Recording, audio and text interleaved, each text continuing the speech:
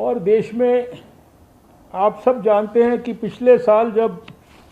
Lockdown के समय हम लोगों को आवश्यकता पड़ी तो हमने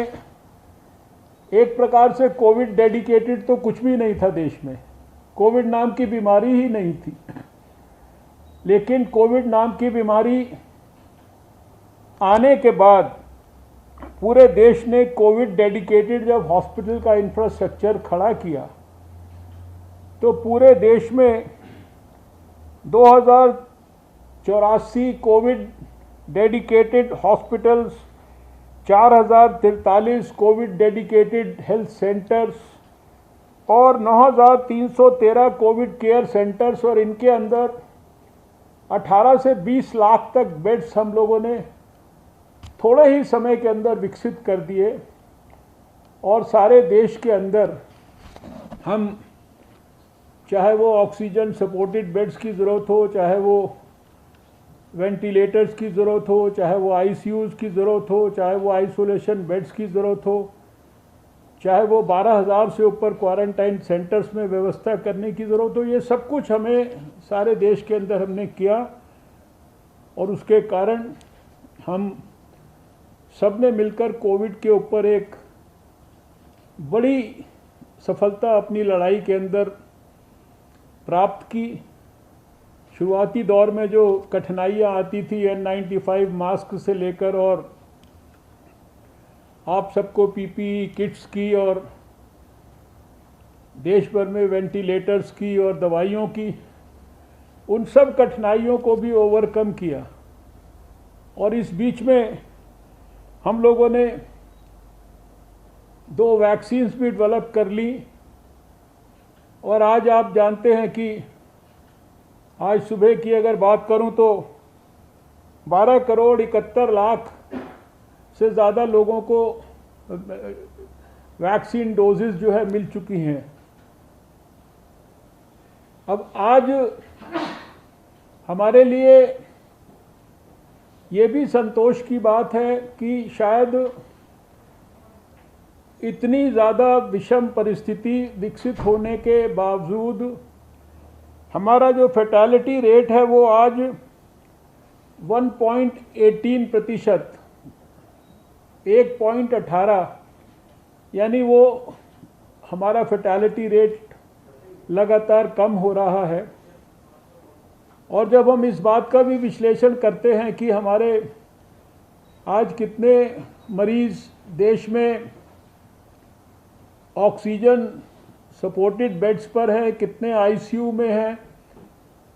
और कितने हमारे वेंटिलेटर्स पर हैं,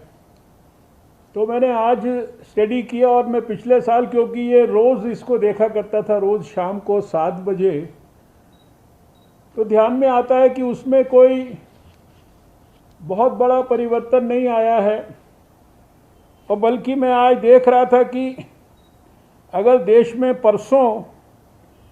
1.93% लोग आईसीयू बेड्स में थे तो आज 1.75% हैं।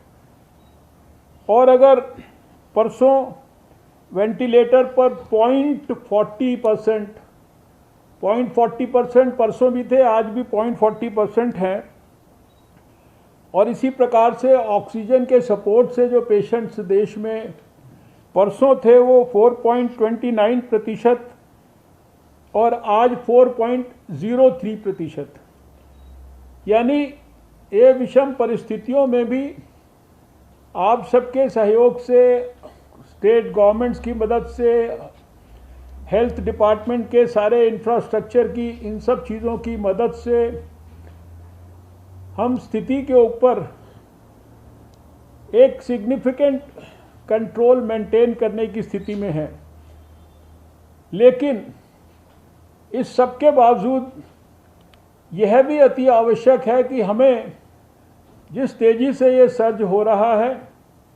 आज की परिस्थिति में भी देश के लोगों के लिए बेहतर से बेहतर